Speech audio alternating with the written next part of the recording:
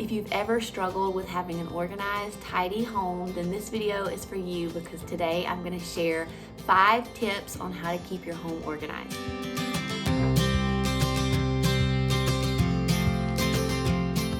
Hey friends, welcome back to my channel. Be sure that you go ahead and subscribe to my channel and like this video. Give it a thumbs up real quick. That helps me so much. And I just appreciate all of you guys who have already subscribed. This is a year now that I have been doing YouTube. I never dreamed that it would take off like it has. And I had 2 followers at the beginning of January last year. And now I'm like almost to 2,000 followers. So I am just so humbled and just so grateful that you guys, sometimes I just feel like I have nothing to share that's interesting at all, and then you guys show up on my videos and I'm like, okay, well maybe I do have something to say here. So I just appreciate you guys sticking around with me. And today I am going to share with you guys a few of the tips and tricks that I have learned along the way. I have been a homemaker now for almost 14 years, and I have learned a thing or two in my time. So I'm going to share a little wisdom with you guys that I have gleaned through the years and just some practical tips on how to keep your home tidy and organized. That can be such a hard thing when you've got a lot of littles, but it is possible. And I really truly believe that in order to be a really good homemaker, you really need to have some type of organization to your home. And even in the Bible, in Titus 2 and Proverbs 31, both of those scriptures talk about a woman who is working hard. She is not sitting around lazy. She is getting things done for her family. She is putting her heart and her soul, all her elbow grease into everything that she does for her home and for her family. And I don't know about you guys, but I want to be that woman in Titus 2 and Proverbs 31. So this is all part of it. As homemakers, this is all part of keeping our homes peaceful, having some sort of order and organization to our home. It's just all part of our job as a homemaker. So I really think that organization frees up space in our brain. You know, when you go into a room, you clean it out, you declutter it, you feel better, right? You feel lighter. You feel like you have more space in your brain. And I really think that you do. I think that having things neat, tidy, minimal as you can, organized, things not busting out of cabinets and busting out of drawers and busting out of closets, it really provides a sense of peace in your mind, which in turn provides a sense of peace in your home. So I feel like organization is so important in our role as a homemaker. Now, this isn't to say every nook and cranny in your home needs to be perfectly organized with all these little bins. It just means that you need to have some sense of organization. And I'm going to share with you some tips. And I promise that if you follow some of these tips, you will have a more organized, peaceful home. So my first tip is a few times a week, go through and find 1 or 2 areas in your home that you can organize, whether it be a kitchen drawer, maybe one of your kids' closets, maybe a chest of drawers, maybe it's underneath the sink in your bathroom, just a few different areas. I usually do this every couple of days and I just keep it going. I'm just a naturally organized person anyway, so this is easy for me. But if it's hard for you, you could set up some type of like system as far as like a calendar maybe that you go by, like you know that Tuesdays and Thursdays, you organize 1 or 2 places in your house, and that's always the days that you do it. And that could really work. You could even set a reminder on your phone for that. That will really help you stay focused. And one really good idea is to set a timer. Set like a 10 or 20-minute timer, and you give yourself that much time to do any kind of organizational projects that you have. And when that timer's up, you stop what you're doing and you go tackle another task. That way you're not distracted by other things and tempted to like start reorganizing a drawer and then end up reorganizing your entire bedroom. That way you're kind of focused. You're like, you know, I only have 10 minutes, so I have to focus on this drawer right now. Another huge thing that's helped me, and I really haven't started doing this till recently. I mean, I guess I always kind of did it, but it's become now a thing that I check off on my little list that I have every day. But that is to spend a few minutes each day clearing off surface areas. And by that, I mean like kitchen counters, bathroom counters. I usually try to do my dresser, not every day, but a couple of times a week. The floors, like in the kitchen, the dining room, and the living room where we're at the most, those kind of surface areas. Because for me, even if the house is dirty, like things need to be washed, that at least makes me feel like the house is clean because things are picked up, and it definitely gives me a sense of peace. And I even sat down with my family and I was like, listen, my brain feels cluttered. I feel stressed out. I need you guys to help me. I need you to get behind this and y'all start helping me keep the house picked up and organized. And they still don't do it every day, but they're definitely getting better and they definitely do help me now. And along with that, be sure that there is a place for everything. Because if your kids and your husband don't know where things go, then they're not going to be put back where they should go, right? So make sure that there is a place for everything. Make sure that your family knows where that place is, and that way everybody knows where things go. And when you say, okay, we're going to clean up for 10 minutes, that way people are picking things up and they're putting them where they go. They're not just making piles or throwing things in closets. When you are picking up those surface areas, just take it one room at a time. I usually take it even one counter at a time. When I'm doing the kitchen, I'll do the island first, and then I'll do my coffee area, and then I'll do the part beside my sink, and then I'll do the part beside the toaster oven. And I just clean one section at a time. And for me, instead of just trying to like pick one thing up here, pick one thing up there, wipe this area, then wipe this area, if I just do one section at a time, that helps me, because if I get distracted and the kids need me or something, at least I have that one area that did get completely cleaned up. And then I can always come back and clean the rest section by section. Another thing that is a really good tip that I heard from somebody else that I need to do better at is picking up room by room as you enter a room and as you leave a room. So when you go into your bedroom, if there's dirty clothes on the floor, pick them up real quick and throw them in the hamper. If there is toothbrushes on the counter, go ahead and pick those up and put them in the drawer where they go. Just try to leave every room a little more organized than when you came into the room. And that will really, really help kind of keep your home tidy throughout the day. Now, we also do a thing, me and the kids, it's called the blessing hour.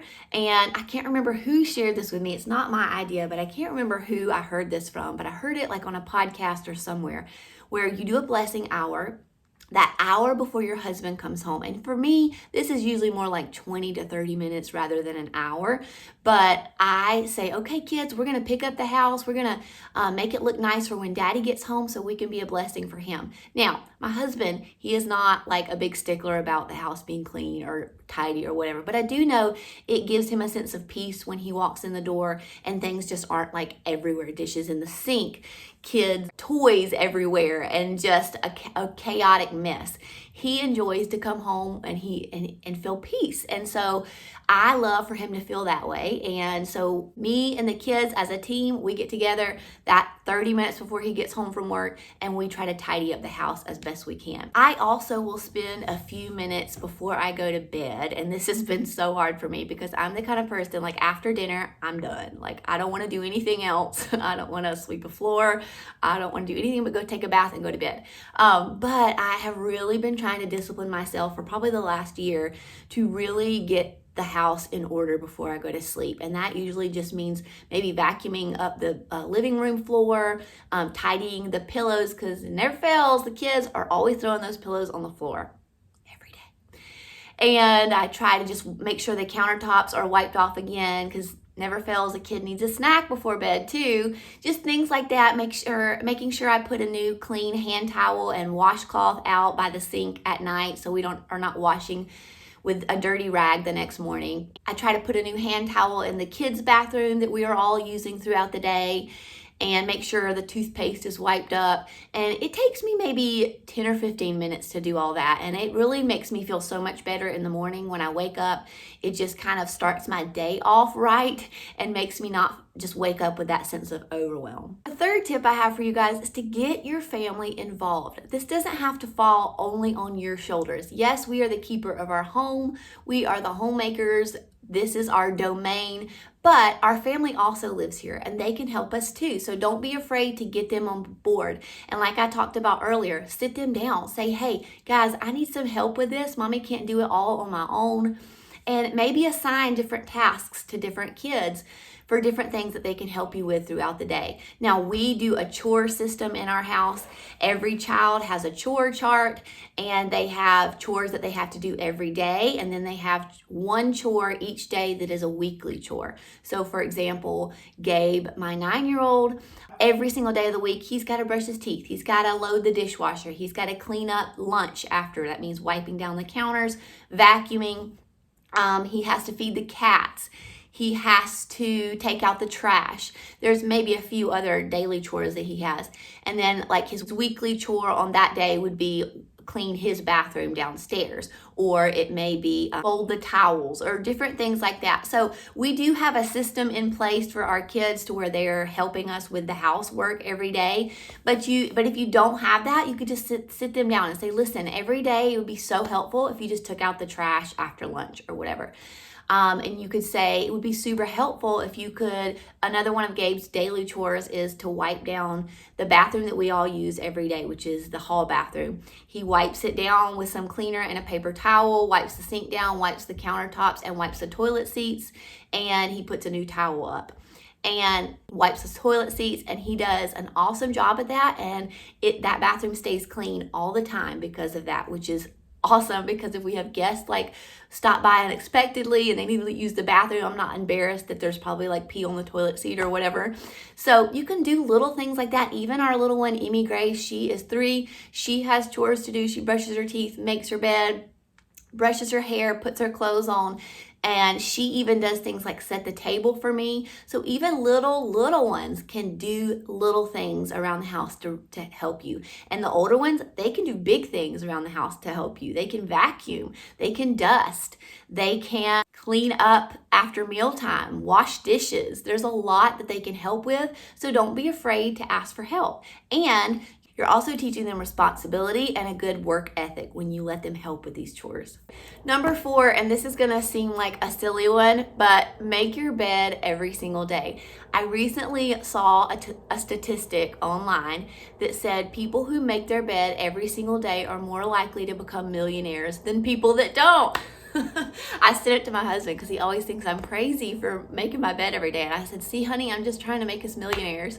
But it's so true, because it is one quality of effective people, of people who get things done. So make your bed every day. I'm telling you guys, just start doing it. It is a game changer, because it really makes you feel just like accomplished right out of the gate. And it makes your whole day just immediately start off on a good note, on a note where you're going to get things done, you're going to be organized today, you're going to be a good homemaker today. I don't know. It's just one of those things to me that has just been one of those daily disciplines that I have put in place that really helps set my day up for success. And you could take it one step further and let that be the time in the morning where you like pray over your marriage as you're making up your bed. You're praying for your spouse. You're praying for God to do a work in your marriage and strengthen your marriage. So that's another little tip for you. Number 5 thing is have some type of organizational system to your cleaning. And you could even do this for your organization. I have talked about this before. I'll post a video on where I talked about this, but I just have a little laminated piece of paper on my fridge door that tells me the tasks that I need to complete every day.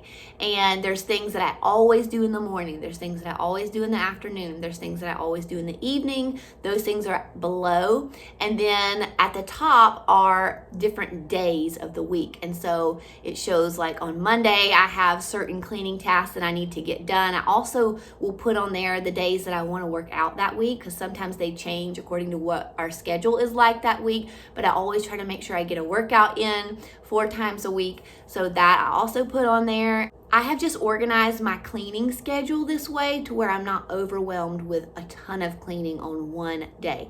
And I'm telling you guys, this helps keep peace and organization in our home like nothing else. It has really taken a lot of stress off of me and given me a sense of focus for the day. Like, okay, this is what I know has to get done today. And then I can always add other things that I want to get done as well. And oftentimes in the blank bullets, I will also put like the organizational tasks I want to get done that day. So maybe I need to organize underneath my kitchen sink and I'll write that there. Or maybe I want to organize all of the pants in my closet. I'll put that down. I just really think having some kind of organizational system like that for your cleaning tasks and your organizational tasks really helps you stay on track and stay focused during the day, so that you're not tempted to do a little bit of this task and then go do a little bit of this task, and then by the end of the day you feel like you didn't get anything done. I know that that's very frustrating. So hopefully you can come up with something similar like this on Canva, and you can make it work for your family, and it will help you really stay focused and on task. The last thing I want to say is just give yourself grace, mama. I'm giving you lots of tips, and I know it probably, if you're not a naturally organized person, it's probably very scary and overwhelming. If you're an organized person, you're probably like super excited right now and like, yeah, let's do it. But if you're one of those that are feeling overwhelmed or it's scary, just know that you're not alone in that. That it probably is overwhelming and scary to everyone who starts out, and just take it one day at a time. Just do one thing at a time. So maybe just start with that first tip and just do like one organizational task once a week.